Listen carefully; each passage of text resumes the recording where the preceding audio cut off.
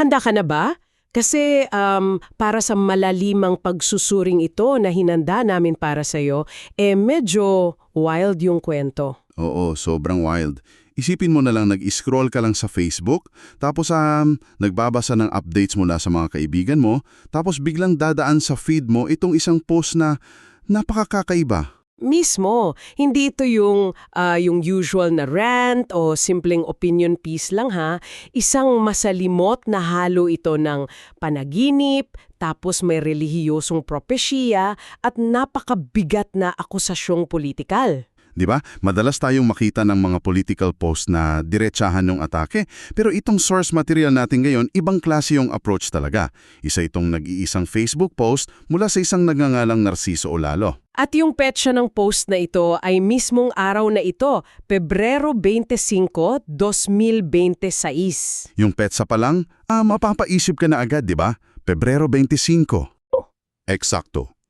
Ang misyon natin dito ay himayin kung paano binuo yung mensahe.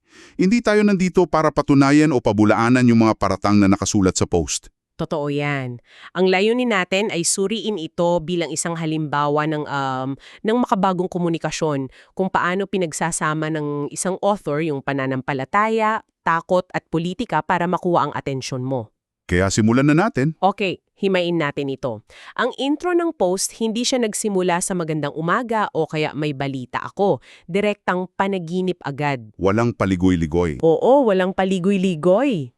Ikinuwento ng otor na naglalakad umano siya kasama si Jesus Christ.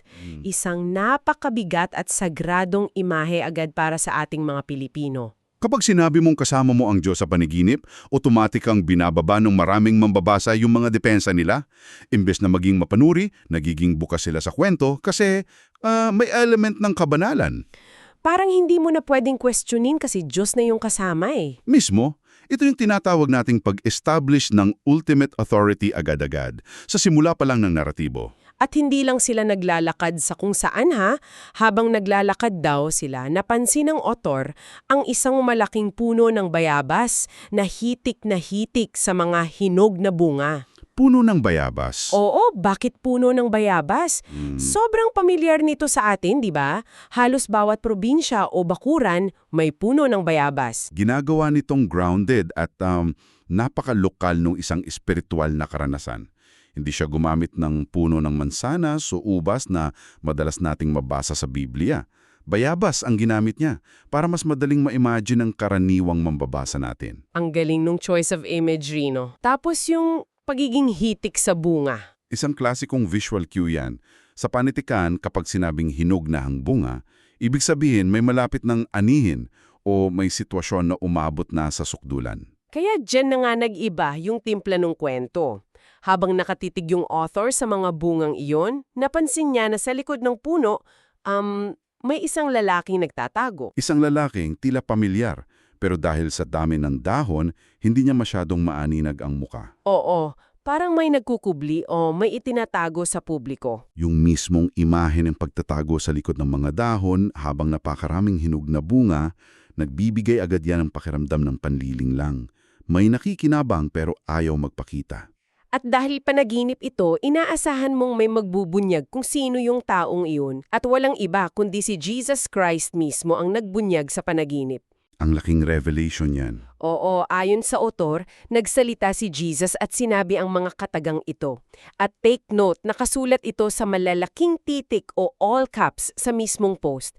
Ang sabi, S.I. Marcos Jr. yan ang presidenteng nasa likod ng flood control anomaly. Ang nakakabigahan ni Rito ay yung biglaang paglipat mula sa isang payapang imahe ng kalikasan patungo sa isang napaka-espesifikong isyung politika. Yung flood control anomaly na naka-all caps pa talaga? Oo, parang sinisigaw ng teksto sa mambabasa. Ginamit ang bibig ng isang banal na figura para magbitiw ng direktang akusasyon laban sa mismong Pangulo. Tapos, dinugtungan pa umano ito ni Jesus sa panaginip ng hinog na ang mga pinula niya. Pipitasin na lang niya. Kaya balahitik sa bunga yung puno ng bayabas eh. Ginamit yung metapora ng pagtatanim at pag-aani para ilarawan ng katiwalian. Kumbaga, itinanim yung anomalya at ngayon kukunin na lang ang pera o yung resulta. Ang lalim? Ang galing ng pagkakabuo ng metapora. Kahit pa sabihin nating raw o unedited yung post.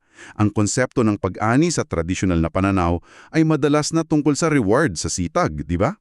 Oo, yung kapag may itanim, may aanihin. Tama. Pero dito ginamit itong simbolo ng pang-aabuso. Kapag sinabing pipitasin na lang, nagpapahiwatig ito ng kawalang hirap sa pagkuha ng isang bagay na hindi dapat sa kanya. Ramdam mo yung biglaang shift ng emotion, di ba? Mula sa kalmadong paglalakad, biglang naging tense. Ikinuwento ng usapan na sa pagkakarinig niya sa mga salitang ito, nakaramdam siya ng matinding takot sa panaginip. Kaya naman, lumayo sila ni Jesus sa puno ng bayabas. Yung takot na naramdaman ng author ay nagsisilbing signal para sa mambabasa. Kung ang taong kasama mismo ang Diyos ay nakaramdam ng takot, ibig sabihin seryoso at mapanganib ang sitwasyon. Ito yung nagseset ng stage para sa susunod na mangyayari na mas magiging marahas pa. Totoo yan, kasi hindi doon natapos yung tension eh.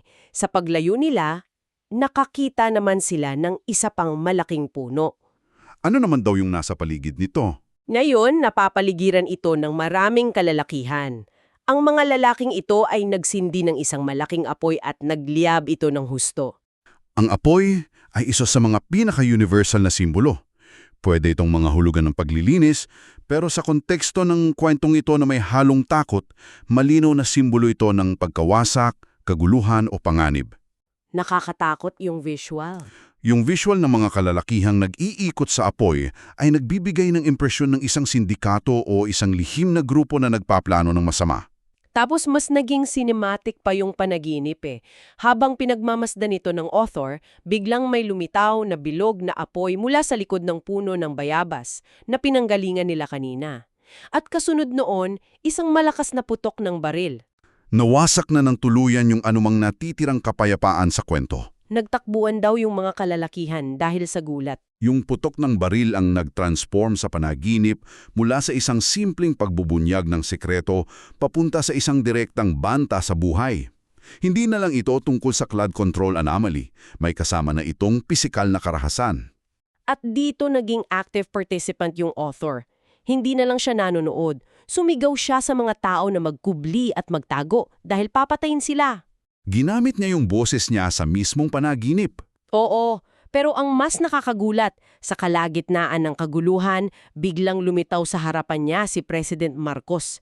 At sa mismong panaginip, pinutukan umano ng baril ng presidente ang author. Grabe! Ang paglalagay sa sarili ng author sa linya ng panganib ay isang mabisang narrative device. Ipinapakita niya na siya man ay nagiging biktima sa kanyang sariling pangangitin dahil sa pagsisiwalat ng katotohanan. Bilang reaksyon, sumigaw ang author ng, "Hindi ako kasama sa kanila." Isang desperately human reaction kapag nasa panganib. Binibigyan nito ng personal na bigat at kredibilidad ang kanyang naratibo para sa mga naniniwala sa kanya. Oo, nakaka-relate yung mambabasa kasi makatao yung naging reaksyon niya. Pero pagkatapos ng eksenang ito, muling pumasok si Jesus Christ sa eksena at nagbitiw ng isang pinal na hatol laban sa mga nasa likod ng katiwalian. At yung hatol niyon ang pinakamabigat na bahagi ng panaginip. Ano ang eksaktong sinabi niya? Base sa post ang sabi umano ni Jesus, pagdusahan nila ang lahat ng kabakademonyohan nila, managot sila sa batas sa lupa at basta sa Diyos sa kabilang buhay. Mapapansin mo yung typos tulad ng kabakademonyohan at yung basta sa Diyos na malamang ay batas sa Diyos. Pero ang linaw ng mensahe. Oo, ang linaw. Yung mismong raw nature ng pagkakasulat, pati yung mga typos, minsan nagdadagdag pa yan ng authenticity para sa ibang mambabasa. Parang nagmamadaling isulat ng author ng napanaginipan niya pagkagising. Yung parang kailangan niyang maipost agad para hindi makalimutan. Tama. Pero yung nilalaman ng hatol, yung paghati sa batas sa lupa at batas sa Diyos sa kabilang buhay, yan ang konsepto ng absolute justice. Kaya nga nakakabahala para sa mga taong sangkot sa panaginip, di ba? Kasi kung nakatakas ka man sa batas ng tao dito sa mundo, pinapaalala ng post na ito na may mas malaking hukumang naghihintay. Ginagamit ng author ang pinakamataas na otoridad para sabihin na walang takas sa mga gumagawa ng masama.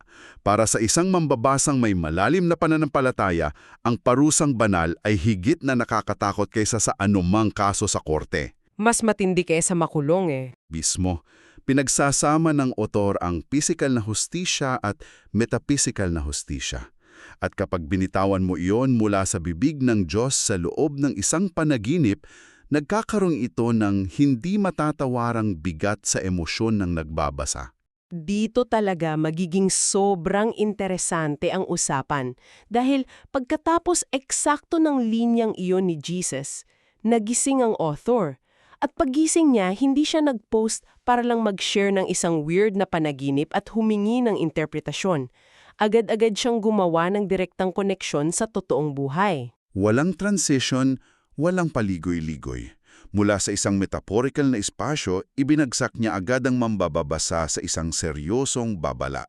Nakakagulat yung bilis ng pangyayari. Oo, ang ganitong abrupt na paglipat ay sinadya para dalhin yung kaba at urgency mula sa panaginip patungo sa realidad. Babasahin ko yung eksaktong babala niya. Sabi niya, mag-ingat ang lahat na nagsisiwalat sa pagdi-deliver ng pera sa mga mamambabatas at kay BBM dahil may planong papatayin kayo ayon sa mensahe ng Diyos. Ang lahat ay laging handa.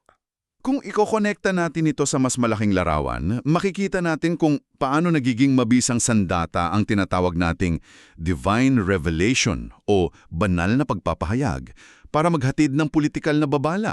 Totoo yan. Pansinin mo, ang inaakusahan rito ay hindi lang basta flood control, inilabas na rin ang issue ng di umano'y pag-deliver ng pera sa mga mambabatas. At yung pinakakatchy dyan, sinabi niyang may planong pagpatay sa mga whistleblowers ayon sa mensahe ng Diyos.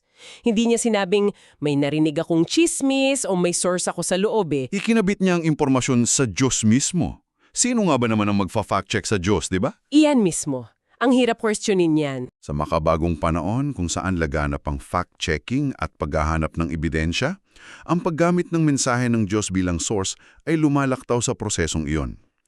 Nahihirapan ng isang karaniwang mambabasa na questionin ang impormasyon dahil para bang kinu-questionin na rin nila ang mismong pananampalataya nila. Ang tendinong linya na ang lahat ay laging handa. Parang ibinabalik tayo dun sa pakiramdam nung panaginip na may putukan at apoy. Nagtatanim ito ng paranoia at pagiging alisto. Pero hindi dyan nagtatapos ang post. Hindi lang niya iniwan ang mga tao sa ere na natatakot. May isa pa siyang hirit. Oo, at ito ang naghihiwalay sa post na ito sa mga ordinaryong rants sa internet. Merong itong susunod na hakbang, ang tinatawag sa marketing at organizing na call to action. Hindi lang siya nagpapalaganap ng takot, nagbibigay siya ng espasyo para sa aksyon ng mga mambabasa niya. Kaya ang ibig sabihin ng lahat ng ito? Yung huling linya ng post niya ay isang imbitasyon? Sabi ng author, pag-usapan natin ito sa darating na linggo sa gagawin kong Zoom meeting 9:00 ng umaga, oras sa Pilipinas. Mapapansin ulit natin yung typos like gagawin kong imbes na gagawin kong, pero ang linaw ng intensyon. Nagbubukas ito ng isang mahalagang tanong tungkol sa kung paano binubuo ang mga komunidad ngayon. Paano nga ba? Isipin mo, mula sa isang panaginip na kasama si Jesus hanggang sa babala ng pagpatay, tapos biglang, Zoom meeting. Zoom meeting. Napakalaking contrast nung archaic, biblical na pamamaraan ng propesiya at yung napakamoderno, napaka-corporate na konsepto ng Zoom meeting. 'Di ba? Nakakatuwang isipin yung pagtalo ng medium. Ginamit ang Facebook para ikwento ang isang banal na pananigip, tapos inimbita ang lahat sa isang video conference. Bakit sa tingin mo lingwe ng 9:00 ng umaga ang pili niyang oras? Napakagandang detalye niyan na dapat mapansin natin. Ang linggo ng umaga ay tradisyonal na oras ng pagsamba o pag-attend ng misa para sa maraming Pilipino. O mano, yung typical na oras ng pagsimba. Sa pamamagitan ng pag-schedule ng kanyang Zoom meeting sa oras na ito, para siyang bumubuo ng sarili niyang virtual congregation. Hindi lang ito basta meeting, isa itong pagtitipon ng mga taong naniniwala sa kanyang mensahe. Kumbaga, kinukuha niya yung atensyon at yung na-stimulate na emosyon mula sa pagbabasa ng post at inililipat niya ito sa isang mas direktang platform. Imbes na passive scrollers lang sa Facebook, gusto niyang maging active listeners or participants yung mga tao sa kanyang Zoom meeting. Isa itong klasikong pamamaraan ng pagko-convert ng audience. Ipinapakita nito ang kapangyarihan ng social media hindi lang sa pagpapakalat ng informasyon, kundi sa mismong pag-oorganisa ng mga tao. Nagiging tool ang isang viral post para bumuo ng isang komunidad na nagkakaisa sa ilalim ng isang pinaniniwalaang banta at propesya. Eksakto. Ito yung dahilan kung bakit ginagawa natin itong malalimang pagsusuri para sa iyo na nakikinig sa amin ngayon. Ang daling mag-scroll, ma-hook sa isang kwento at maniwala agad kapag nabasa mo yung mga salitang Diyos, babala at Pangulo sa iisang post. Lalo na kung napakabigat ng emosyon. Oo, kaya kung hindi natin hihimayin, hindi natin makikita yung mga mechanism sa likod ng mensahe. Bilang mga mambabasa sa panahon ngayon, napakahalagang masuri natin kung paano binabalot ang informasyon. Madalas, ang pinakamabigat na akusasyon ay hindi na idinadaan sa mga dokumento o press conference. Idinadaan na ito sa emosyon, pananampalataya at takot. Para mas madaling kumagat sa masa. Tama. Kapag naunawaan natin ang mga mekanismong ito, mas nagiging matalino tayo sa pagkilatis sa mga mensaheng nakakasalumuhan natin araw-araw. Kapag alam mo kung paano gumagana yung makina, hindi ka madaling madala ng ingay nito. Bago tayo maghiwalay sa talakayang ito, gusto kong mag-iwan ng isang malalim na tanong para pag-isipan mo. Ano yun? Isipin mo ito.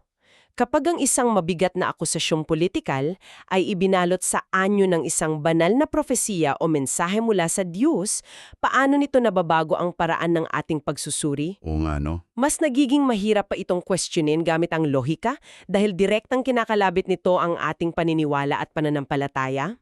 Maraming salamat sa pagsama sa amin sa malalimang pagsusuring ito. Hanggang sa susunod na talakayan.